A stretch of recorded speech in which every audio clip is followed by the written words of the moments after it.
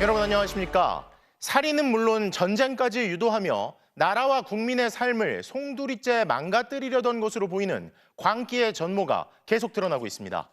12.3 내란의 비선으로 지목된 노상원 전 정보사령관의 수첩에서 체포 대상으로 추정되는 명단과 함께 수거 대상, 사살이라는 표현이 발견됐습니다.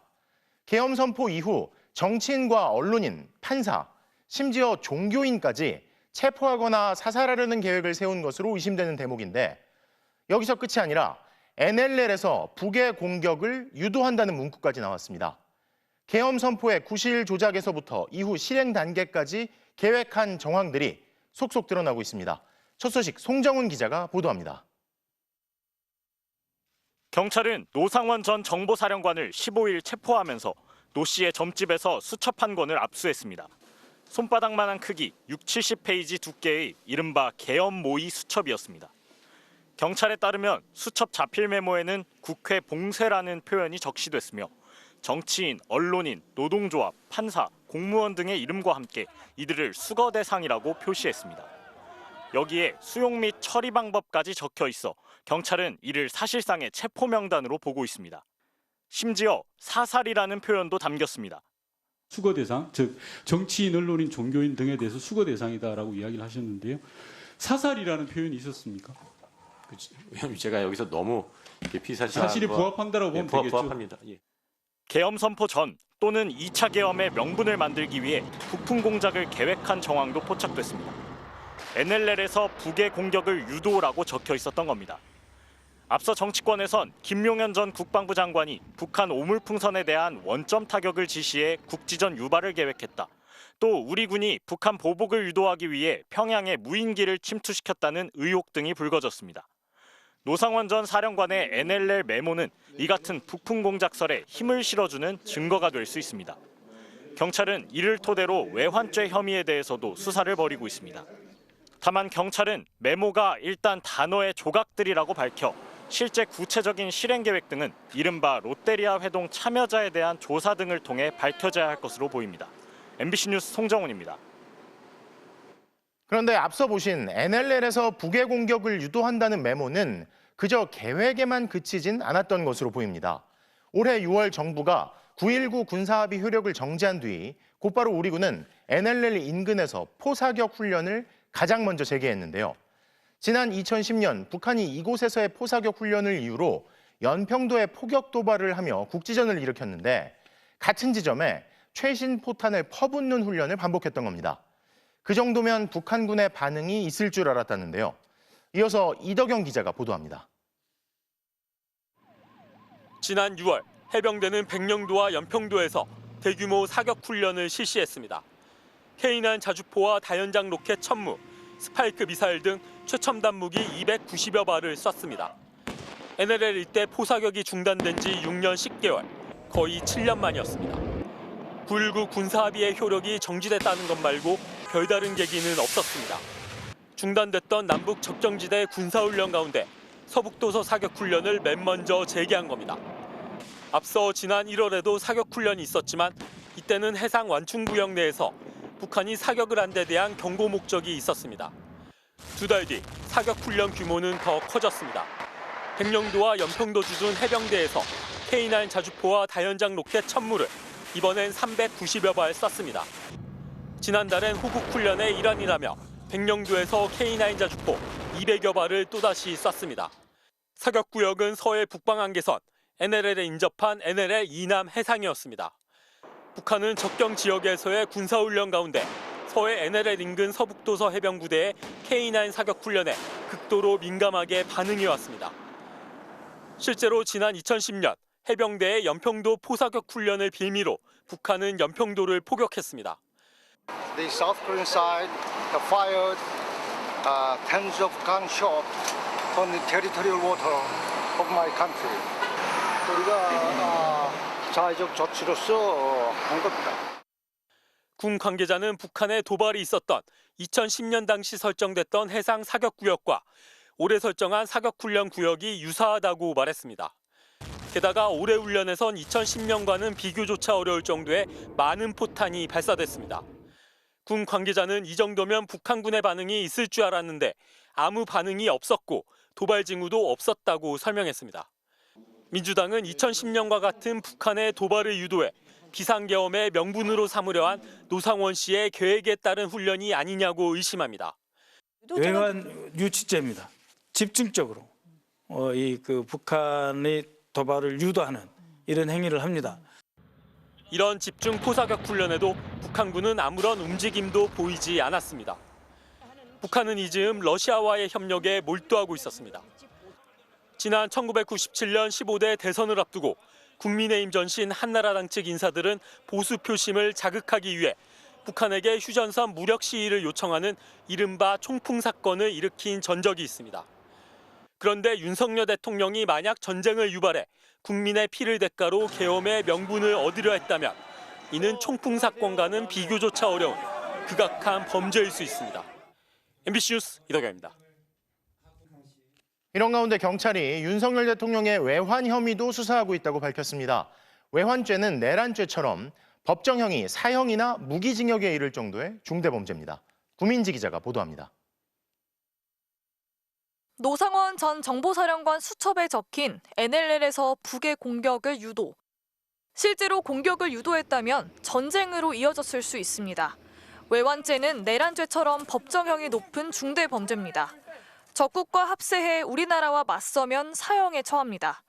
외국과 공모해 우리나라에 대해 전쟁을 일으키거나 우리나라 군용시설을 적국을 위해 파괴하거나 적국에 제공하면 사형이나 무기징역에 처합니다. 이런 행위를 준비만 하거나 미수에 그쳐도 처벌합니다. 외환, 내란죄 두 범죄는 불소추 특권에 해당 안 돼 현직 대통령이라고 하더라도 수사와 재판 모두 가능합니다. 하지만 북한을 외환죄가 명시한 외국이나 적국 등 국가로 볼 수 있냐는 문제가 있습니다. 1983년 대법원 판례에 따라 간첩죄 등에 있어선 북한을 적국으로 봐야 한다는 해석도 있습니다. 하지만 헌법 3조는 대한민국 영토를 한반도와 그 부속 도서로 한다고 규정하고 있습니다. 북한을 국가로 인정하지 않는 겁니다. 외환죄가 인정되려면 외국과 내통한 사실도 확인돼야 합니다. 계엄 세력이 북한과 도발 계획을 공모했는지 수사로 드러나야 한다는 겁니다. 외환죄로 처벌된 전례는 없습니다. 다만 1997년 북측과 접촉한 이른바 총풍 3인방은 국가보안법 위반 혐의로 유죄가 확정됐습니다. 대법원은 이들이 북한의 무력 시위를 요청한 사실이 인정되고 반국가 단체 구성원과 접촉한 행위가 국가의 존립을 위태롭게 할 수 있다는 인식을 갖고 있었다고 판단했습니다. MBC 뉴스 구민지입니다. 자, 그런데 민간인 노상원 씨와 내란 세력이 꾸민 음모는 이 정도에 그치지 않습니다. 이들은 수사 2단이라는 불법 비선 조직을 만들어 부정선거 의혹까지 건드리려 했던 것으로 드러났는데요. 김용현 전 국방장관은 사전에 이들의 명단을 보고받고 계엄 선포 직후에는 서둘러 인사발령까지 지시한 것으로 확인됐습니다. 이미 서울 시내 한복판에 비밀 신문실까지 마련해 놓은 사실도 드러났는데 대체 어디까지 가려 했던 걸까요? 조희영 기자가 취재했습니다. 계엄 이틀 전 열린 1차 롯데리아 회동. 노상원 전 정보사령관과 문상호 정보사령관, 정보사 김모 정무대령 4명이 모였습니다. 노상원 씨는 계엄 당일인 이틀 뒤에는 93회 제2기갑여단장과 김용군 전 국방부 수사본부장 등을 불러 2차 롯데리아 회동을 가졌습니다. 경찰 수사 결과 이 두 차례 롯데리아 회동은 계엄 시 방첩사가 맡게 되는 합동수사본부와는 별도의 수사기구인 수사 2단을 만들기 위한 모임이었던 것으로 드러났습니다. 노상원 씨의 지시를 받는 불법 비선 조직입니다. 계획은 구체적이었습니다. 93회 제2기갑여단장이 단장, 방정환 전작권 전환 TF장이 부단장을 맡고 1대장은 김모 국방부 조사본부 차장, 2대장과 3대장은 각각 정보사의 대령이 맡을 예정이었습니다. 전체 부대원은 모두 60여 명. 이들의 명단은 김용현 당시 국방장관에게까지 보고됐고 계엄 선포 직후 곧바로 인사명령까지 내려졌습니다. 경찰 수사팀 관계자는 김용현 국방장관이 포고령 발표 직후 봉투에서 부대원 명단을 꺼내 전달했고 이에 따라 인사발령 문건도 작성됐다며 국방부에서 관련 문건을 확보했다고 설명했습니다. 이들은 계엄 당일 노태악 선거관리위원장을 비롯한 선관위 직원 체포 임무를 받고 판교 정보사 사무실에 대기 중이었습니다. 서울시내 한복판에 비밀 신문실도 마련해 놓고 있었습니다. 이런 점을 볼 때 수사 2단의 임무는 윤석열 대통령이 계엄의 핵심 이유로 내건 부정선거 의혹 수사였던 것으로 보입니다. 정보사는 아마 선관위와 그 외에 자신들이 상정했던 추가 작전으로 잡혀온 사람들을 수사하는 것, 그것이 이 정보사 수사 2단의 역할이었다. 신군부의 12.12 군사반란 때는 전두환 본인이 사령관인 보안사령부가 중심이었다면 이번 12.3 내란에서는 윤석열 대통령과 김용현 국방장관, 노상원 씨로 이어진 정보사의 수사 2단이 핵심 역할을 맡았던 것으로 보입니다. MBC 뉴스 조희영입니다. 이에 앞서 비상계엄 당일 아침 김용현 전 국방장관이 한남동 장관 공간에서 누군가를 만났다는 사실이 알려진 바 있죠. 그 사람이 바로 12.3 내란의 핵심 인물로 떠오른 전 정보사령관 노상원 씨였습니다. 비상계엄 직후는 물론 직전에도 두 사람이 긴밀히 소통한 겁니다. 이혜리 기자입니다. 12.3 내란 사태를 배후에서 기획했다고 지목된 노상원 전 정보사령관. 그런데 노 전 사령관이 지난 3일 이른 아침 김용현 전 국방장관의 한남동 공관을 비밀리에 방문했던 것으로 확인됐습니다. 윤석열 대통령의 비상계엄 선포 당일 오전입니다. 또 노 전 사령관이 비상계엄을 모의했던 1차와 2차 롯데리아 회동 사이기도 합니다. 김 전 장관에게 1차 회동 결과를 보고하고 계엄 선포 이후와 관련한 추가 지시를 받은 것 아니냐는 의혹이 제기됩니다. 당시 노 전 사령관을 모처에서 만나 공관으로 데리고 간 사람은 역시 민간인인 양모 씨입니다. 최근 양 씨를 참고인 신분으로 조사한 고위공직자 범죄수사처는 김 전 장관과 노 전 사령관이 3일 오전 공관에서 회동했다는 진술을 확보했습니다. 김 전 장관과 군에서 만난 뒤 40여 년 동안 인연을 이어온 양 씨는 최근까지 공관의 집사 역할을 해온 것으로 알려졌습니다. 민주당에서도 김용현, 노상원, 두 사람이 어떤 관계인지 의문을 풀 핵심 인물이 양 씨라고 보고 있습니다. 12월 3일 새벽 김용현을 관저에서 만난 사람이 있습니다. 이를 알고 있는 사람은 양땡열 씨라는 민간인입니다. 김 전 장관은 계엄령 해제 직후인 4일 새벽에도 노 전 사령관과 통화한 것으로 알려졌습니다. 노 전 사령관이 계엄 전후 김 전 장관과 긴밀히 소통한 정황이 속속 드러나고 있는 겁니다. 비선 실세로 지목된 노 전 사령관이 계엄을 건의한 김용현 전 장관과 내란 우두머리 혐의를 받고 있는 윤 대통령의 구체적 혐의를 입증할 핵심 인물로 급부상하고 있습니다. MBC 뉴스 1입니다. 이렇게 내란의 전모가 계속 드러나는 중에도 내란 수괴로 지목된 윤 대통령은 경호 인력 뒤에 숨어서 헌법재판소가 19차례에 걸쳐 보낸 탄핵 심판 서류조차 안 받겠다며 버티고 있죠. 하지만 헌재는 이런 대통령에게 서류가 송달됐다고 간주하기로 결정했습니다. 대통령 측의 꼼수에도 헌재는 탄핵 심판 절차를 그대로 진행하기로 한 겁니다. 김현지 기자가 보도합니다. 헌법재판소는 모든 방법을 동원해 윤석열 대통령에게 탄핵 심판 서류를 보냈습니다. 인편과 우편, 전자송달 등 모두 19차례입니다. 하지만 윤 대통령은 지난주 월요일부터 8일째 하나도 받지 않고 있습니다. 헌법재판관 6명이 모두 모인 평의에서 강경책을 내놨습니다. 윤 대통령에게 탄핵 서류가 송달된 것으로 간주하기로 결정한 겁니다. 구체적인 방식은 발송 송달입니다. 지난 19일 탄핵 심판 접수 통지와 답변 요구서 등 관련 서류를 전부 다시 보냈고 다음 날 관저에 도착했으니 윤 대통령이 수령을 거부하더라도 20일 받은 것으로 간주하겠다는 겁니다. 대법원 판례에 따른 조치입니다. 소송 서류를 실제로 수령하지 아니한 때에도 송달의 효력은 발생합니다. 헌재 결정으로 윤 대통령 탄핵 심판 절차는 일단 예정대로 진행됩니다. 헌재가 준비명령을 통해 별도로 요구한 계엄 관련 국무회의록과 계엄 포고령 1호는 내일까지 내야 합니다. 또 윤 대통령은 오는 27일까지 답변서도 제출해야 합니다. 의무사항은 아니라 안내도 그대로 절차는 진행됩니다. 증거와 쟁점을 정리하는 첫 변론 준비 기일도 예정대로 27일 진행하기로 했습니다. 기회를 스스로 저버린다면 대통령이 선택할 문제고 대통령에게 불리하게 재판이 진행될 뿐이다. 대리인을 선임하지 않았다는 이유 하나만으로 재판 절차를 지연할 수 없기 때문이다. 헌재는 윤 대통령 측이 고의적으로 재판을 지연할 경우 더 강한 조치가 필요한 것 아니냐는 질문에는 따로 드릴 말씀이 없다고 답했습니다. MBC 뉴스 김현지입니다. 윤석열 대통령은 오늘도 공수처의 2차 출석 요구서를 받지 않았습니다. 윤 대통령 측 석동현 변호사가 또 나섰는데 수사를 안 받겠다는 의사를 사실상 명확히 했습니다. 공수처 연결하겠습니다. 구나연 기자, 윤 대통령 쪽은 아직 변호사 선임계도 안 냈다면서요? 네, 그렇습니다. 공수처의 출석 요구에도 답이 없습니다. 성탄절인 모레도 안 나올 것 같다는 회의적 전망들이 나오는데요. 윤 대통령의 40년직이라는 석동현 변호사는 오늘 또 입장을 내놨습니다. 핵심은 대통령은 수사보다 탄핵 심판 절차가 우선돼야 한다는 생각이라는 겁니다. 또 박근혜 전 대통령도 탄핵 심판부터 했다. 지금도 엄연히 대통령이라 수사기관에 갈 사안은 아니다. 이렇게 얘기했습니다. 하지만 윤 대통령은 현직 대통령인 동시에 피의자 신분입니다. 또 불소추 특권이 없는 내란 우두머리 혐의를 받고 있어 박 전 대통령과도 상황이 완전히 다릅니다. 대통령이어도 수사, 재판 다 받아야 합니다.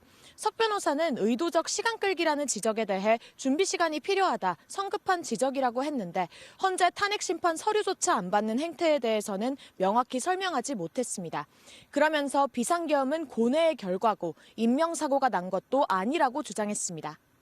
네, 석동현 변호사 말을 들어보면 아무래도 25일에 윤석열 대통령이 나오지 않을 가능성에 더 무게가 실리는 것 같네요.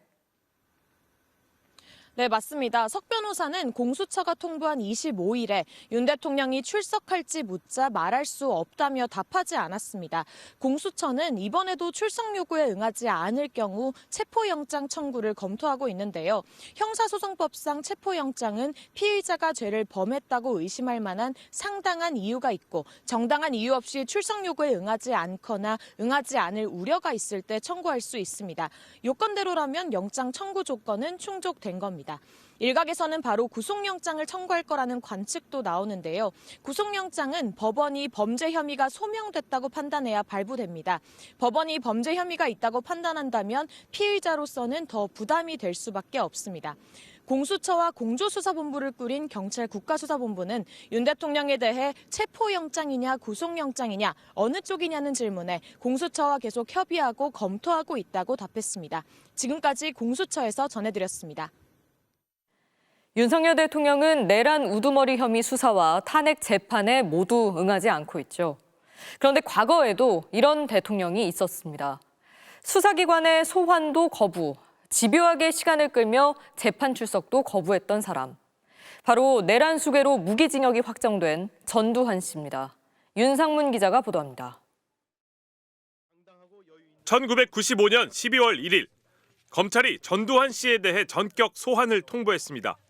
그러자 전 씨는 측근들을 대동하고 다음 날 기자회견을 열었습니다. 이른바 골목 성명입니다. 저는 검찰의 소환 요구 및 여타의 어떠한 조치에도 협조하지 않을 생각입니다. 곧바로 고향인 경남 합천으로 내려간 전 씨. 검찰은 사전 구속영장을 발부받아 이튿날 새벽 전 씨를 교도소로 압송했습니다. 전 씨는 다소 불쾌한 듯 검찰 수사관에게 무어라 한마디를 던졌습니다. 전 씨는 재판에서도 집요하게 시간 끌기를 했습니다. 1심 5차 공판.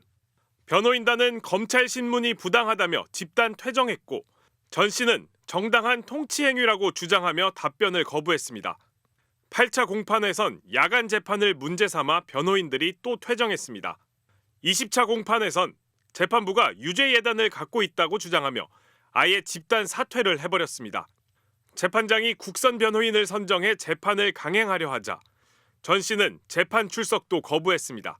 전 씨는 이 같은 재판 거부에도 결국 1심 사형 선고에 이어 무기징역이 확정됐습니다. 윤석열 대통령의 정당한 통치 행위 주장은 전두환식 논리입니다. 대통령의 비상계엄 선포권 행사는 사법심사의 대상이 되지 않는 통치 행위입니다. 시간 끌기 전략도 전두환 씨를 빼닮았습니다. 역대 2차례 대통령 탄핵 심판이 있었지만 이런 대통령은 없었습니다. 노무현 전 대통령은 탄핵안 가결 다음 날, 박근혜 전 대통령은 약 1시간 만에 서류를 받았습니다. 반면 윤 대통령은 닷새 연속으로 서류를 받지 않았습니다. 탄핵하든 수사하든 당당히 맞서겠다던 윤 대통령은 탄핵이고 수사고 모두 피하면서 국정 불확실성을 계속 키우고 있습니다. MBC 뉴스 윤상문입니다. 버티기에 들어간 윤석열 대통령을 두고 더불어민주당 등 야권에서는 시간 끌기에 휘둘려서는 안 된다며 오는 25일 소환에도 응하지 않으면 강제 수사를 해야 한다고 목소리를 높였습니다. 심지어 여권에서도 비겁하고 추하다는 비판이 이어졌습니다. 이문현 기자입니다. 지난 7일 윤석열 대통령은 자신의 탄핵 소추안 첫 표결을 앞두고 책임을 회피하지 않겠다고 공언했습니다. 이번 계엄 선포와 관련하여 법적, 정치적 책임 문제를 회피하지 않겠습니다. 정작 탄핵 소추된 뒤 윤 대통령은 헌법재판소 서류는 수령조차 거부한 채 수사기관 소환에 불응하고 있습니다. 더불어민주당 등 야권은 12.3 내란 사태 20일이 되도록 진실규명에 비협조적인 태도로 일관해온 윤 대통령을 질타했습니다. 나라를 풍비박산 내놓고 관저에 꽁꽁 숨어 제 살 길만 찾고 있는 형국입니다. 시간 끌기에 휘둘려선 안 된다며 특히 수사관들은 출석을 거부할 경우 강제 수사에 나서야 한다고 촉구했습니다. 윤석열 체포해야 메리 크리스마스. 조국 혁신당도 메리 크리스마스를 기대합니다. 윤석열 대통령 지금 어디 살고 있는지 대한민국 국민 다 알거든요. 예. 근데 이 송달 거부하는 게 말이 됩니까? 국민의힘은 지도부 회의나 공식 논평에서 윤 대통령에 대한 직접적인 언급이 사실상 사라진 분위기입니다. 다만 여당 내 비운계의 쓴소리는 이어졌습니다. 이게 당당하게 맞서는 모습입니까? 저는 그런 모습도 상당히 좀 비겁하게 보이고 추하게 느껴진다는 거지요. 여당이 나서 수사를 촉구해야 한다는 주장까지 나왔습니다. 공개적으로 하는 방법도 있고 또 지금 현재 통해서. 대통령 그 권한 대행을 통해서 그렇게 말을 전달하는 방법도 있고요. 탄핵 찬성 1인 시위를 벌였던 초선 김상욱 의원은 MBC와 통화에서 윤 대통령을 엄정하게 수사해야 한다는데 공감하는 의원도 여럿 있지만 나서지 않고 지켜보는 중이라고 분위기를 전했습니다. MBC 뉴스 이문현입니다. 시민들은 오늘도 거리로 나와 윤석열 대통령 파면을 촉구했습니다. 윤 대통령이 일주일째 막무가내식 버티기에 들어가면서 시민들 분노는 더욱 커지고 있는데요. 현장에 나가 있는 취재기자 연결합니다. 송재원 기자, 집회가 진행 중인가요? 생산해 주시는 분들이 농민분들이시잖아요. 영하의 날씨에도 시민들은 차가운 바닥에 모여 앉아 윤석열 대통령 파면을 촉구하고 있습니다. 탄핵안 가결 이후 주말까지 집회를 이어갔는데 오늘도 어김없이 거리로 나왔습니다. 집회는 저녁 7시부터 시작됐는데요. 참가자들은 수사도, 헌법재판소의 탄핵 절차에도 전혀 응하지 않고 있는 윤석열 대통령의 행태는 대통령은커녕 우두머리답지도 않다고 비판했습니다. 또 헌법재판관 인사청문회에 불참하는 등 임명 절차를 미루고 있는 국민의힘에 대한 질타도 쏟아졌습니다. 시민들 목소리 직접 들어보겠습니다. 직무 정지가 되었다고 해도 일단 국가 원수를 맡고 있으셨잖아요. 그 의무를 다 하고 계시지 않다고 생각을 하고 있습니다. 국민으로서 너무 화가 나고 같은 여자인 건 알겠는데 그래도 국민의 열망이 있는데 탄핵도 받려고 했다는 것은 있을 수 없는. 한남동 관저 앞에서는 윤 대통령 즉각 체포를 촉구하는 대학생 집회가 열렸습니다. 당신이 따뜻한 방에서 따뜻한 물로 샤워할 때 우리는 옷도 갈아입지 못하고 길바닥에서 밤을 지새웠습니다. 우리는 계속 요구할 것입니다. 윤석열 당신의 파면을. 전국 대학생들이 윤석열 대통령에게 크리스마스 카드를 보내는 행사도 진행됐는데요. 직접 쓴 카드 500장을 한남동 관저로 보내며 이번엔 수령을 거부하지 않기를 바란다고 호소했습니다. 시민들은 윤 대통령 파면과 철저한 수사가 이뤄질 때까지 집회를 이어갈 예정입니다. 지금까지 헌법재판소 인근 광장에서 전해드렸습니다. 내란 사건을 수사하고 있는 경찰은 추경호 전 국민의힘 원내대표에게 이번 주 소환을 통보했습니다. 추 전 원내대표는 계엄 당일 의원들의 해제 투표를 방해한 혐의로 고발된 상태인데요. 경찰청 국가수사본부 연결합니다. 백승우 기자, 경찰이 조사 날짜까지 정해서 통보한 거죠? 네, 26일 이번 주 목요일입니다. 경찰은 이번 출석 요구가 두 번째라고 언론에 공지했는데요. 앞서 첫 번째 소환 통보는 공개하지 않았는데 이번에는 경찰이 통보 사실과 날짜까지 못 박아 공개한 겁니다. 조사에 대한 조율이 여의치 않자 압박에 나선 걸로 봐야 할 텐데 추 의원 측은 소환에 대해 아직 입장을 내지 않고 있습니다. 추경호 전 원내대표는 내란죄 공범으로 고발된 피의자 신분입니다. 12.3 내란 당시 국민의힘 의원들을 국회가 아닌 당사로 모이게 해 계엄 해제 요구 결의안 표결을 방해한 혐의를 받고 있습니다. 또 계엄 선포 30분 뒤 윤 대통령과 통화를 한 사실도 드러났는데요. 추경호 전 원내대표는 이 통화에서 윤 대통령이 미리 알려주지 못해 미안하다고 했다고만 했는데 실제로 무슨 얘기가 오갔는지는 수사로 확인돼야 할 걸로 보입니다. 네, 윤석열 대통령에 대한 경찰 수사는 여전히 큰 진전이 없는 것 같은데 대통령실 압수수색이 계속 경호처에 가로막히지 않았습니까? 근데 경찰이 이번에는 증거를 건들지 말라고 공문을 보냈다고요? 네, 대통령 비서실과 경호처에 주요 증거를 보존하라고 요청하는 공문을 보냈습니다. 압수수색을 계속 거부하는데 비화폰 통신 기록 등은 핵심 증거인 만큼 그대로 두라고 못 박은 겁니다. 사실 공문 조치는 재판에서 하는 증거 보존 같이 강제성이 있는 건 아닌데요. 압수수색을 가로막고 있는 경호처를 압박하기 위한 경찰의 고육책으로 보입니다. 또 25일로 예정된 윤석열 대통령의 공수처 소환 조사에 경찰도 합동 조사를 벌일 계획이라고 밝혔는데요. 경찰 관계자는 윤 대통령이 출석에 불응할 경우에 대해선 그때 가서 말하겠다면서도 체포영장 신청 등은 공수처와 계속 협의하겠다고 말했습니다. 지금까지 경찰청 국가수사본부에서 MBC 뉴스 백승우입니다. 더불어민주당이 한덕수 권한대행에게 내란 특검과 김건희 여사 특검을 수용하라고 못 박은 시점이 바로 내일입니다. 내일까지 두 특검을 수용하지 않으면 바로 탄핵 절차에 돌입하겠다는 게 민주당의 방침인데요. 이에 대항해 국민의힘은 한덕수 대행을 탄핵하더라도 대통령과 마찬가지로 제적위원 3분의 2, 즉 200명의 동의가 필요하다고 주장하지만 국회 입법조사처는 그렇지 않다는 해석을 내놨습니다. 고재민 기자가 보도합니다. 12.3 불법 비상계엄을 수사할 내란 특검과 김건희 여사 특검을 공포하지 않으면 탄핵 절차에 돌입하겠다. 한덕수 권한대행에게 제시한 특검 수용 시한을 하루 앞두고 민주당은 압박 수위를 높였습니다. 시간을 지연하는 것은 내란 대행임을 자인하는 꼴이라며 두 특검을 즉각 공포하라고 요구했습니다. 국민의 뜻을 거역하고 나라를 망하게 하는 망국의 길을 선택한다면 민주당은 좌시하지 않고 즉각 절차를 실행하겠습니다. 민주당은 한 대행에게 거부권 행사를 종용하는 국민의힘에 대해선 수사 방해를 넘어 내란에 동조하는 거라며 당장 중단하라고 촉구했습니다.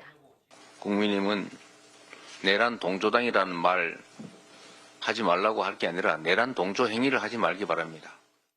반면 국민의힘은 엄연히 헌법에 규정하고 있는 법률안 공포와 제2요구권 시한을 민주당 마음대로 줄여서 한 대행을 겁박하고 있다며 반발했습니다. 탄핵이라는 칼을 대통령 권한대행의 목에 들이대고서 민주당이 원하는 대로 해주지 않으면 찌르겠다는 탄핵 인질극입니다. 그러면서 민주당이 한 대행에 대한 탄핵을 추진하더라도 대통령과 같은 의결정족수가 적용돼야 한다고 주장했습니다. 국정이 중단될 수 없는 중요한 업무를 수행하고 있기 때문에 당연히 대통령과 같은 3분의 2 이상의 탄핵소추 요건이 요구된다고 할 것입니다. 더불어민주당은 한 대행이 국무총리로서 내란에 동조한 혐의 등만을 담아 탄핵소추안을 낸다는 계획입니다. 이와 관련해 국회 입법조사처는 대통령 권한대행이 총리로서 직무를 수행하던 중 탄핵 사유가 발생할 경우 총리로서의 탄핵 의결 기준이 적용된다는데 학계에서도 다른 이견이 없다며 사실상 의결 요건으로 200석이 아닌 재적 의원의 과반, 151석이 적용된다는 입장을 내놨습니다. MBC 뉴스 고재민입니다. 대통령 탄핵소추안 통과 직후 한덕수 대행은 책임을 통감하고 진심으로 송구하고 국회와 긴밀히 소통하겠다고 했죠. 한덕수 대행 역시 내란죄 피의자지만 그래도 일단 상황 수습을 위해 더불어민주당 등 야권도 이렇게 나온 한 대행과 손을 잡는 분위기였습니다. 하지만 거부권을 행사할 수 없는 내란죄 상설특검 절차까지 미루는 등의 이딴 행보를 보며 야권 기류도 급변한 것으로 보입니다.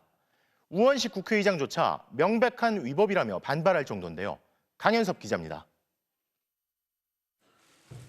더불어민주당이 한덕수 대통령 권한대행에게 내란특검법과 김건희 여사 특검법을 내일까지 공포하라고 요구한 데 이어 우원식 국회의장까지 나서 한 권한대행에게 또 다른 최후 통첩을 보냈습니다. 국회가 이미 지난 10일 내란죄 상설특검 후보자 추천위원회를 설치했는데 대통령 권한대행이 13일이 지나도록 후보 추천을 의뢰하지 않고 있다며 즉시 절차를 밟으라고 통보한 겁니다. 상설특검은 특검법과 달리 거부권을 행사할 수 없고 대통령은 국회가 추천위를 꾸리면 즉시 특검 추천을 의뢰해야만 합니다. 대통령은 지체 없이 후보자 추천을 의뢰해야 한다라고 규정합니다. 여기서 지체 없이입니다. 당초 민주당은 한 권한대행의 협조를 기대하는 분위기였습니다. 그런데 첫 시험되었던 양곡관리법 등 6개 법안에 대해 한 권한대행은 국민의힘 입장을 받아들여 거부권을 행사했습니다. 대통령 경호처가 법원이 필요성을 인정한 압수수색을 막아도 법과 절차에 따르겠다는 입장만 반복하며 상황을 방관하고 있습니다. 심지어 법에 정해진 상설특검 추천 절차까지 2주 가까이 미루자 기류가 급변한 겁니다. 앞으로 쌍특검법 처리와 헌법재판관 3명의 임명까지 한덕수 권한대행 손에 넘어가는데 야권에선 한 권한대행이 두 사안 모두 31일에 맞출 가능성이 있다. 정말 도박이 될 수 있다는 얘기까지 나옵니다. 한 권한대행이 내란죄 사건 수사 대상이란 점도 야권이 내란죄 특검 처리를 두고 한 권한대행을 확실히 못 믿는 이유입니다. 내일까지 쌍특검법을 공포하라는 민주당 요구에 대해 국무총리실은 현실적으로 어렵다며 거부 입장을 밝혔습니다. 입법부 수장이 나서 법에 정해진 상설특검 추천 절차를 밟으라고 요청했지만 총리실은 다양한 이견을 검토해야 한다며 국회의장 요청까지 사실상 묵살했습니다. MBC 뉴스 강현서입니다. 내란 수괴로 지목된 대통령이 국무위원들에게 별도 지시를 내린 사실이 속속 드러나고 있는데요. 하지만 한덕수 대행이 내란 특검법을 공포하는 것조차 시간을 끌자 진상규명과 수사를 방해하고 있다는 비판도 나오는 가운데 앞서 조사를 비공개로 진행하고 조사 내용도 함구해 비판을 받았던 경찰이 내란죄 피의자인 한덕수 대행 2차 소환 조사를 검토하겠다고 밝혔습니다. 고병찬 기자입니다. 비상계엄 선포 당시 한덕수 총리는 국무회의를 직접 소집했습니다. 정족수 11명을 채우자마자 열린 국무회의는 회의록도 없이 5분 만에 끝났고 곧장 비상계엄 선포로 이어졌습니다. 손목이라도 발목이라도 붙잡았습니까? 아니면 바지가랑이라도 붙들었습니까? 뭘 했습니까? 지금 생각해보면 그렇게라도 했어야 된다고 생각합니다. 윤 대통령은 비상계엄을 선포하면서 국무위원들에게도 별도 지시를 내린 사실이 속속 드러났습니다. 최상목 경제부총리에게 전달한 문건엔 국회 운영비를 끊고 비상계엄 입법부 운영 예산을 짜라는 내용이 담긴 걸로 전해졌습니다. 조태열 외교부 장관에게도 계엄 후 재해공간과 관련된 조치를 하라는 지시를 내렸습니다. 비상계엄 선포를 할 생각이다라고 대통령님이 저에게 말씀하시면서 종이 한 장을 주셨습니다. 그 속에는 외교부 장관이 취해야 할 조치에 관해 간략히 몇 가지 지시사항이 있었고요. 국무위원별로 치밀하게 준비된 지시가 하달됐는데 이들을 총괄하는 한덕수 총리가 무슨 지시를 받았는지는 베일에 쌓여 있습니다. 경찰은 한 총리를 한 차례 비공개로 불러 4시간 반 조사했다고만 했을 뿐 언제, 어떻게, 뭘 조사했는지는 입을 닫고 있습니다. 경찰청장보다도 몇 배 더 큰 책임이 있는 자가 지금 구속되지 않고 지금 직무대리를 하고 있단 말이에요. 잘할 수 있겠어요? 엄정히 수사하도록 하겠습니다. 여기에 한덕수 권한대행이 내란 특검에 대해 거부권 카드를 만지작거리자 자신이 수사 대상일 수도 있는 특검을 거부하는 건 전형적 이해충돌이라는 비판도 제기됩니다. 특검법 공포를 지연시키고 거부권을 행사한다면 이는 명백한 내란죄 수사 방해 행위로 온몸으로 한국 민주주의를 지켜내고 있는 국민들이 가만히 있지 않을 것이다. 경찰은 한덕수 권한대행이 내란 혐의와 관련해 고의성이 있는지를 추가 조사하기 위해 2차 소환 조사를 검토하겠다고 밝혔습니다. MBC 뉴스 고병찬입니다. 지난 주말 트랙터를 몰고 올라온 농민들과 경찰의 밤샘 대치는 시민들이 합류하면서 사실상 큰 충돌 없이 풀렸습니다. 대통령 탄핵안을 시민들의 목소리로 통과시켰다는 연대의 마음이 다시 한번 드러난 현장이었는데요. 이렇게 마음을 모은 시민들 사이에선 대통령에 대한 수사가 차일피일 미뤄지는 것을 두고 분노가 커지는 모습입니다. 송서영 기자입니다. 농민 트랙터 시위대를 경찰이 차벽으로 막아서며 영하 8도 한파 속에 밤샘 대치가 이어진 현장에 시민들이 모여들었습니다.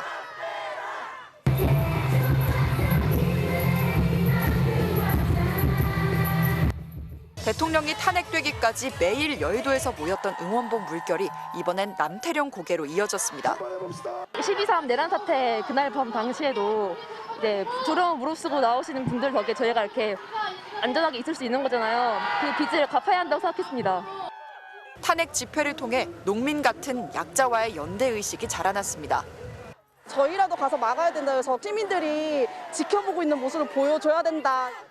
특히나 시민들 사이에선 대통령 파면과 체포를 요구하는 시위를 막는 공권력에 대한 분노가 크게 터져나왔습니다. 국민을 어쨌든 안전하게 보호해야 하는 경찰이 지금 국민한테 등을 돌리고 이들은 대체 누구를 지키고 있는 것인가 하는 의문점이 들기 때문에 참담하고 경찰 수뇌부가 내란 혐의로 구속되는 초유의 상황에 시민이 아닌 권력자만 지키는 게 아니냐는 공권력에 대한 불신은 커졌습니다. 우리가 알지 못하는 어떤 잘못된 힘에 의해서 지금 시민들을 힘들게 하고 있는 거 아닌가 싶습니다. 어디서 명령을 받았는지 모르겠지만 계속 통제를 하고 있는 상황이고 이유도 정확히 안 알려져 있고 어느 쪽을 보호하는지 전혀 모르겠어요. 네. 여기에 차일피일 미뤄지는 윤 대통령의 탄핵 심판과 수사는 민심의 분노를 키우고 있습니다. 여전히 내란 수괴가 저기에 이제 버티고 서 있음에도 불구하고 그 사람들에 대해서 어떤 뭐 체포라든지 구속이라든지 처벌이라든지 전혀 진행하지 않고 버티고 있는 점. 탄핵안 가결 직후 집회 규모는 조금 줄었지만 그건 분노가 수그러든 게 아니라 응축되고 있고 주말 농민 시위에서 보듯 언제든 폭발적으로 분출될 수 있습니다. 계엄이라든지 탄핵안 가결까지 이르는 일련의 과정, 현재의 서류를 수령 안 하고 있는 사정까지 분노한 국민들의 목소리가 표출된 것으로 봐야 될 것. 참고 또 참고 있는 시민들의 분노가 넘치지 않도록 내란 단죄의 속도를 내야 하는 것 수사기관 그리고 정치권의 당면 과제입니다. MBC 뉴스 송서영입니다. 12.3 내란 당일 새벽 접경지에 있는 강원도 양구군청에 무장한 군인들이 진입했던 사실이 확인됐습니다. 당시 진입한 군인들이 비무장 상태였다는 군청 해명과 달리 CCTV에는 어깨에 소총을 메고 군청 내부로 들어가는 군인들의 모습이 선명하게 포착됐는데요. 김도균 기자가 보도합니다. 12.3 내란 사태 발생 직후 자정을 넘긴 심야 시간, 강원 양구군청과 고성군청에 느닷없이 군인들이 등장했습니다. 21사단과 22사단, 56여 단 소속입니다. 특히 양구군청으로 들어가는 군인 중에는 방탄모를 쓰고 어깨에 K1 소총까지 맨 완전 무장 상태인 병력도 있습니다. 이들이 향한 곳은 CCTV 관제센터와 군경 합동상황실. 계엄 직후인 4일 새벽 1시 1분, 군인 7명은 국회에서 비상계엄 해제 요구 결의안이 통과되고도 2시간 가까이 머무르다 새벽 2시 49분에 군청을 떠났습니다. 앞서 양구군은 계엄군의 양구군청 점거 사실 여부를 묻는 질문에 무장군인은 없었다고 답변했습니다. 부장님한테 전달한 바로에 의하면 무장이 아니었다. 비무장 상태로 양구군의 관제센터와 양구군의 그 군경 합동사무실 환경을 한번 확인하기 위해서 한번 둘러봤다. 하지만 양구군의 해명과 달리 소총을 맨 군인들이 군청 로비로 들어와 청사 내부를 돌아다니는 CCTV 영상이 공개된 겁니다. 사실관계를 명백하게 밝히고 국민들에게 사과부터 해야 할 것입니다. 논란이 확산되자 양구군은 군의 출입 협조 공문도 있었고 처음 진입한 군인들이 총기가 없어 비무장 상태로 인지했다면서 군인들이 직원과 군민의 안전을 위협하는 일을 하지 않았다고 밝혔습니다. 이와 관련해 육군 3군단은 비상계엄 당시 경계태세 2급 발령에 따라 군경 합동상황실 설치를 위해 방문한 것이며 일부 인원이 총기를 소지했지만 실탄은 휴대하지 않은 것으로 안다고 해명했습니다. MBC 뉴스 김도균입니다. 크리스마스에 열리기로 예정됐던 가수 이승환 씨의 공연이 갑자기 취소됐습니다. 장소를 빌려주기로 한 구미 씨가 대관을 취소했기 때문인데요. 표면적으로는 탄핵 반대 단체와의 충돌을 우려해서라지만 사실은 이승환 씨가 윤 대통령 탄핵 찬성 집회 무대에 올랐던 게 영향을 미친 걸로 보여 논란이 되고 있습니다. 문다영 기자가 취재했습니다. 화려한 무대, 지치지 않는 라이브로 유명한 35년차 가수 이승환. 그는 지난 13일 국회 의사당 앞에 마련된 무대에 올라 출연료도 받지 않고 내리 7곡을 불렀습니다.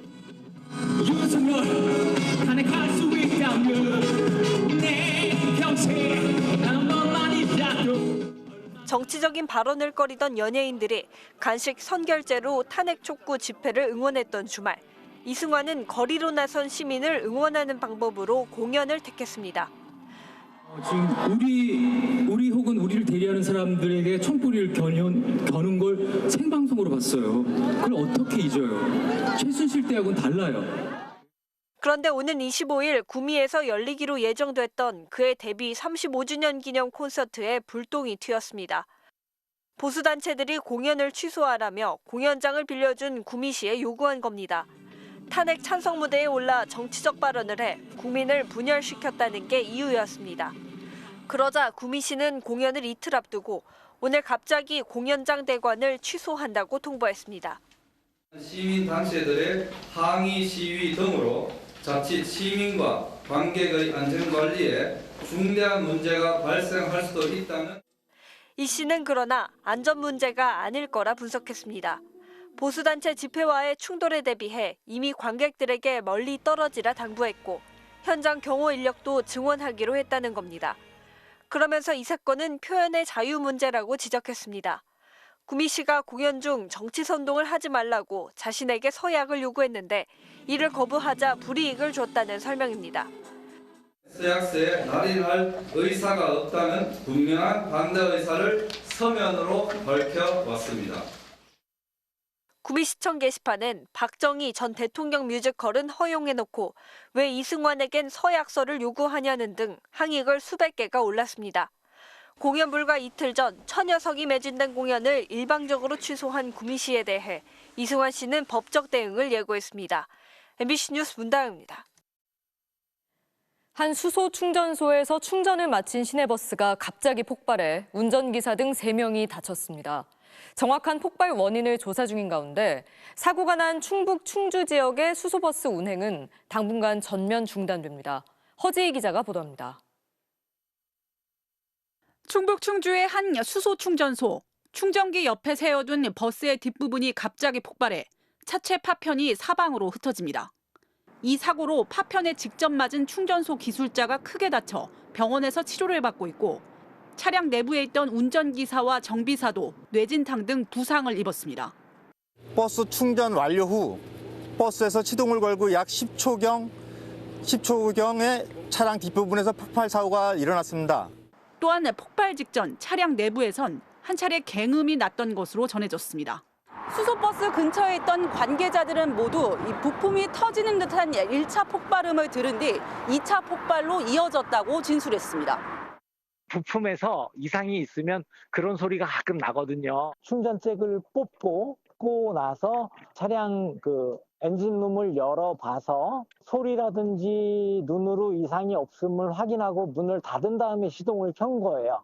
사고가 난 차량은 현대자동차가 제작한 일렉시티 수소 전기버스로 지난 2022년 8월 출고된 것으로 알려졌습니다.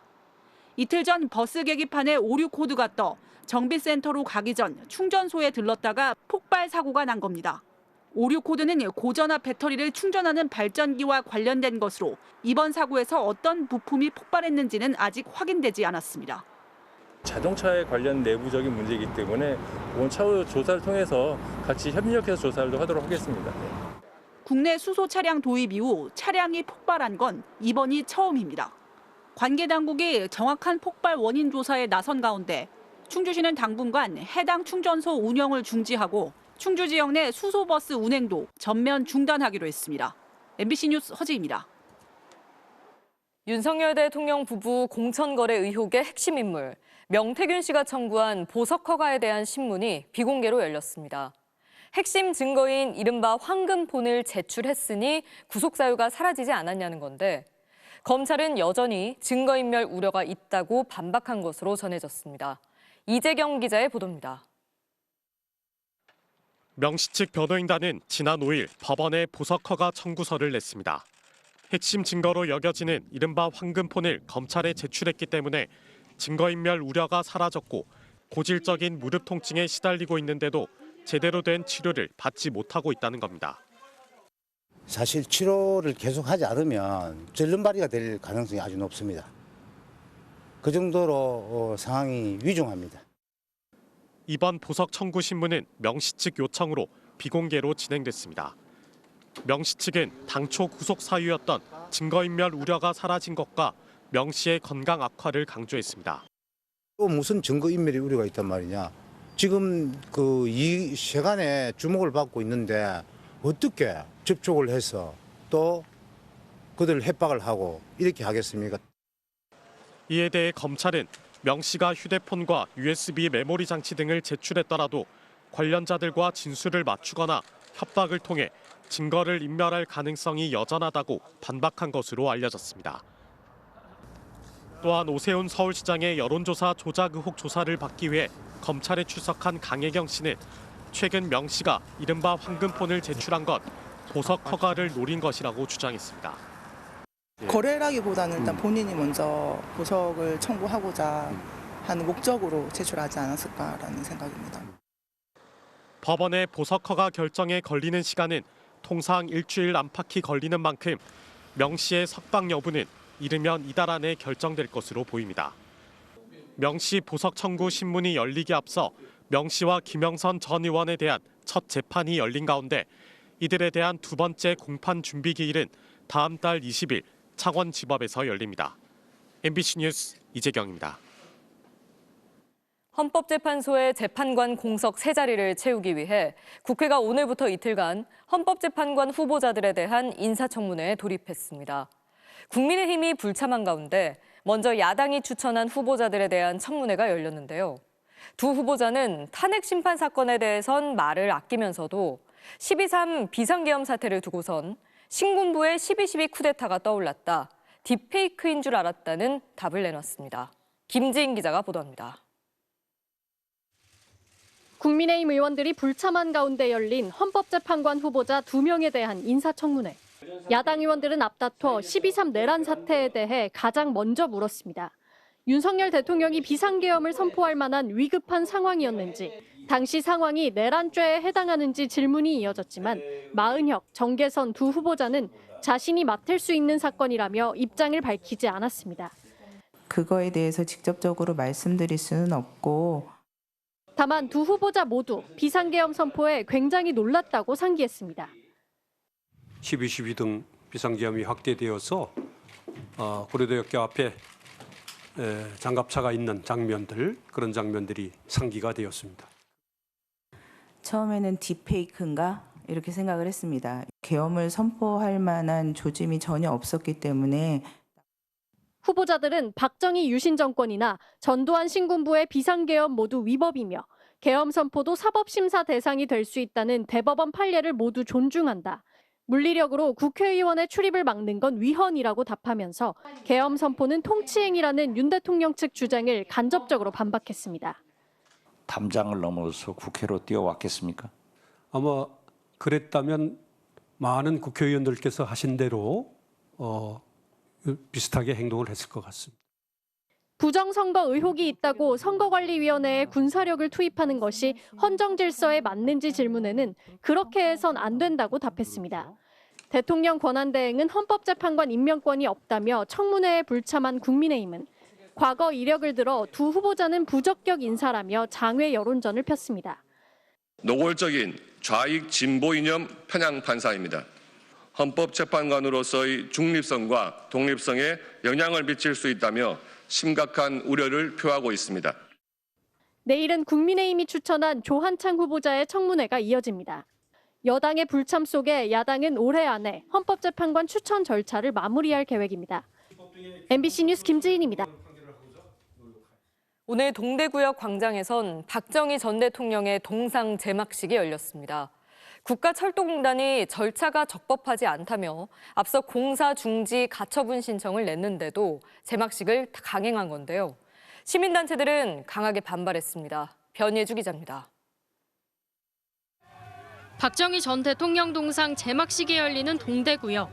건립 반대 피켓을 든 시민들이 홍준표 대구시장에게 거세게 항의합니다.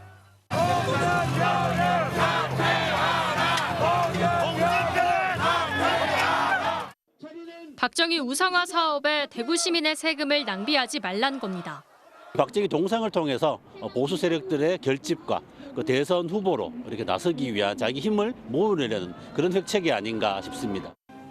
박정희 동상 건립에 사용된 예산은 4억 8천만 원. 이곳은 원래 동대구역 광장으로 불렸습니다. 대구시는 지난 8월 이곳을 박정희 광장으로 이름을 바꿨고요. 그리고 3m 높이의 박정희 동상도 설치했습니다. 인민혁명당 사건 때문이라고 요약할 수 있을 것 같아요. 그때 희생됐던, 특히 하루도 채 지나지 않고 죽어야 했던, 희생당해야 했던 그 8명이 버젓이 있는데. 이날 제막식에는 박 전 대통령의 공을 잊어서는 안 된다며 건립에 찬성하는 집회도 동시에 열렸습니다. 역사를 보더라도 우리가 박정희 대통령 위대하지 않습니까? 만약에 박정희 대통령이 없었으면 이 나라가 어떻게 되었는지. 문제는 이번 동상 건립이 적법한 절차로 진행된 건지 아직 결론이 나지 않았다는 겁니다. 지난 13일 국가철도공단은 대구지법에 대구시를 상대로 공사중지 가처분 신청을 냈습니다. 정부 소유인 동대구역 광장에 제대로 된 협의 없이 동상을 세우는 건 안 된다는 겁니다. 다만 대구시는 문제가 없다고 맞서고 있습니다. 불법이니 하는데 천만에 우리는 적법한 시의 조례도 만들었고 이 관리권이 있기 때문에 아무런 문제가 없습니다. 12.3 내란 사태의 혼란이 이어지는 가운데 계엄을 4번이나 선포했던 박 전 대통령의 동상 건립을 두고 대구에선 논란이 이어지고 있습니다. MBC 뉴스 변예주입니다. 내수 침체에 정치 불안까지 겹치면서 소상공인들은 그야말로 벼랑 끝에 내몰려 있습니다. 은행에서 빌린 대출금 이자 갚기에도 벅찬 상황인데요. 정부와 은행권이 채무 조정 같은 금융 지원을 확대하기로 했는데 현장 반응은 어떨지 배주환 기자가 취재했습니다. 연말 대목이라는데 코인 노래방이 한산합니다. 12.3 내란 사태 이후 손님들 발길이 많이 끊긴 탓입니다. 원래대로 하면은 이제 가장 많이 벌어놔야 되는 달인데 11월 달이랑 비교해서 오히려 매출이 줄고 있는 상황이고. 매출은 줄어드는데 사업자 대출 금리는 3년 전 연 3%대에서 이제 5.5%까지 올랐습니다. 매달 원리금만 140만 원씩 냅니다. 수입이 많으면은 그게 별로 상관이 없을 건데 아무래도 수입이 적어지고 있는 상황에서는 좀 부담으로 다가오고. 금융당국과 은행권이 내놓은 소상공인 지원의 핵심은 대출 만기 연장과 이자 감면입니다. 기존 대출을 최장 10년 만기 상품으로 갈아탈 수 있게 해주고 금리도 평균 2.5%포인트 깎아주기로 했습니다.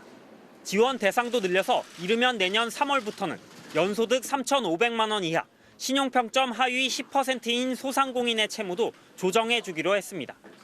성실하게 이자를 납부해오고 계시는 분들에 대한 체계적인 지원은 다소 부족했던 것이 사실입니다. 그런 부족했던 부분을 메우는 데 큰 역할을 할 것으로 기대됩니다. 또 대출을 갚고 있는 폐업자들에 대해서도 최장 30년까지 만기를 늘려주고 대출 잔액이 1억 원 이하면 금리도 낮춰주기로 했습니다. 정부는 이번 방안으로 소상공인 25만 명이 연 7천억 원가량 이자 부담을 덜 수 있다고 밝혔습니다. 다만 내수가 바닥인 상태에서 은행권이 중심이 된 금융지원책이 얼마나 장기적인 효과를 낼지는 의문입니다. 경기가 워낙 안 좋은데 지금 임대료는 이경기에서도 상승이 됐어요. 이제 직원들 급여도 계속 상승이 되고. 정부는 또 소상공인들의 수출 지원 사업 등에도 내년에 6,200억 원을 투입하기로 했습니다. MBC 뉴스 배주환입니다. 충암파의 부상과 장관 직속 정보조직 검토 등 계엄설을 둘러싼 군의 수상한 움직임을 보도한 MBC 스트레이트 팀의 신준명 기자가 방송기자연합회가 선정한 제194회 이달의 방송기자상을 수상했습니다. 심사위원들은 낭설로 치부되던 계엄설을 전면적으로 보도한 용기와 의제 설정 역할을 높이 평가했습니다. 또 아시아 기후위기 현장 취재의 연속 보도, 뉴스데스크의 아시아 임팩트가 전국 언론노조의 10월 민주언론 실천상을 수상했습니다.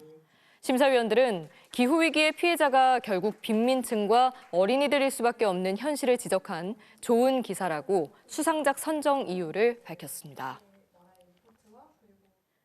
거침없이 미국 우선주의를 내세우고 있는 트럼프 당선인이 25년 전 이양한 파나마 운하 통제권을 환수할 수도 있다고 언급해 논란이 일고 있습니다. 운하 통행료 인하를 압박하면서 나온 말인데요. 경제의 안보까지 얽혀있는 우리는 과연 대비가 잘 되고 있는 걸까요? 뉴욕에서 임경아 특파원입니다. 캐나다, 멕시코의 관세 폭탄을, 유럽의 방위비 청구서를 내민 트럼프 당선인이 이번에는 파나마를 겨냥했습니다. 파나마가 터무니없는 운하 수수료로 미국에 바가지를 씌우고 있다는 겁니다.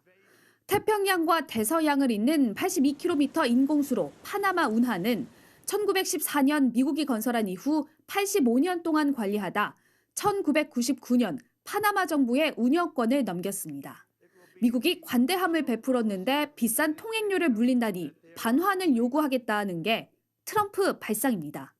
Of this magnanimous gesture of giving are not followed, then we will demand that the Panama Canal be returned to the United States of America in full, quickly and without question. 국가재정 5분의 1을 운하 통행료에 의존하고 있는 파나마 정부는 즉각 반발했습니다.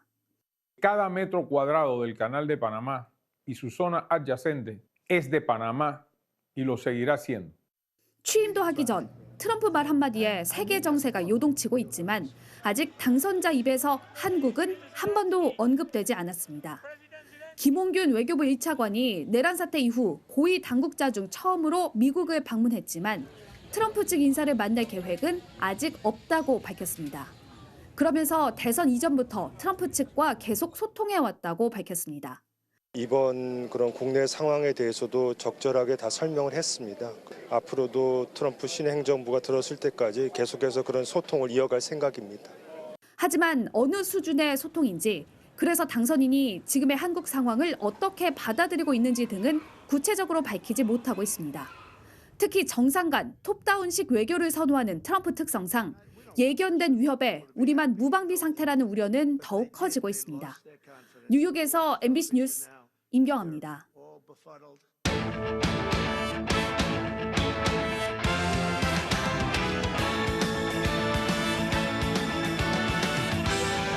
월요일 밤 스포츠 뉴스입니다.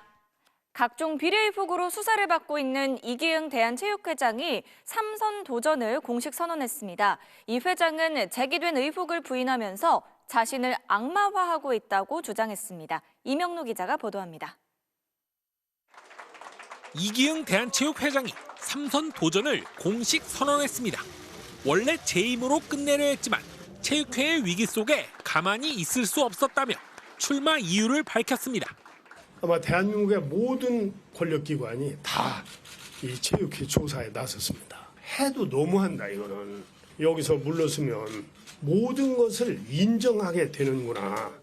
금품 수수와 횡령 등의 혐의로 수사를 받고 있는 이 회장은 제기된 의혹도 모두 부인했습니다. 도대체 뭐를 잘못을 해서 이렇게 나를 악마화하나. 직무정리는 잘못된 겁니다. 저는 선출직이에요. 기소가 되고 구속이 되고 재판을 하고 이런 과정이 있어야 됩니다.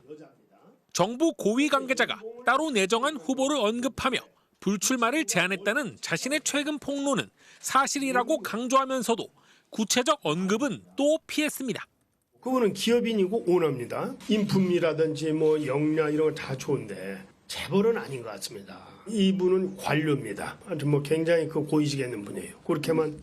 이 회장의 출마 선언 직후 강신욱 후보가 자기 변명의 유체이탈 화법이라며 곧장 비판에 나선 가운데 이른바 반이기흥연대 후보들은 후보 등록 마감일인 모레까지 최대한 단일화 합의를 이뤄내겠다고 밝혔습니다. MBC 뉴스 이명노입니다. 프로축구 수원FC의 김은중 감독이 진통 끝에 재계약에 합의했습니다. 또 전북 이적설에 휩싸였던 이정효 감독도 광주 잔류로 가닥에 잡혔습니다. 김태훈 기자가 전해드립니다. 시즌 도중 이승우를 떠나보내고 중국에서의 승부 조작 혐의로 손준호까지 이탈한 수원FC.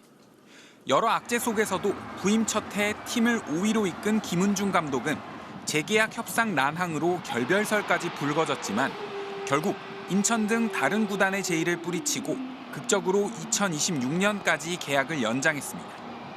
김은중 감독 측은 팬들에게 더 이상의 억측은 자제해달라며 구단과의 불화설을 일축했습니다. 전북의 새 사령탑 후보로 거론됐던 이정효 감독 역시 광주에 남겠다는 뜻을 밝힌 걸로 알려졌습니다. 결국 외국인 지도자 선임으로 방향을 튼 것으로 알려진 전북 구단은 외국인을 포함해 후보자 면접까지 마친 상태이며 늦어도 이번 주 안으로 새 감독을 선임하겠다고 밝혔습니다. 사령탑 선임의 난항을 빚던 인천은 강원을 떠난 윤정환 감독을 어제 깜짝 선임했지만 전임 최영근 감독과 계약 해지에 합의하기도 전에 윤 감독 선임을 발표해 이중 계약 논란이 일었습니다. 인천은 최 감독과 결별하기로 미리 이야기를 했고 사실상의 경질이기에 계약 해지엔 문제가 없다는 입장을 밝혔지만 최근 구단 행정이 비상식적이란 팬들의 비판도 이어지고 있습니다. MBC 뉴스 김태훈입니다. K리그2 안산이 신임 단장 취임 이후 다음 시즌을 준비 중이던 일부 선수들에게 무더기 계약 불가를 통보하며 논란이 되고 있습니다.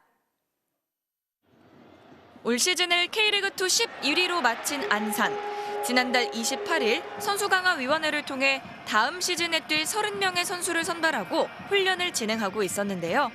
지난 19일 시의원 출신의 김정택 단장 취임 뒤 상황이 급변했습니다. 축구계 관계자들에 따르면 김 단장은 베테랑 강수일과 고3 유망주 4명 등 모두 6명을 내보내고 자신이 뽑은 선수로 채우라고 지시해 코치진 등과 마찰을 빚은 걸로 알려졌습니다. 결국 본계약을 하지 않았을 뿐 연봉 협상까지 마치고 입단을 기다리다 갑자기 뛸 곳을 잃게 된 선수들은 프로축구연맹에 이 사안을 조사해달라고 신고했고 에이전트협회도 선수들의 권리를 침해한 일방적 행위라고 강하게 비판했습니다. 구단 사무실엔 김 단장 퇴진을 요구하는 팬들의 근조 화환까지 등장하면서 논란은 더 커지고 있습니다.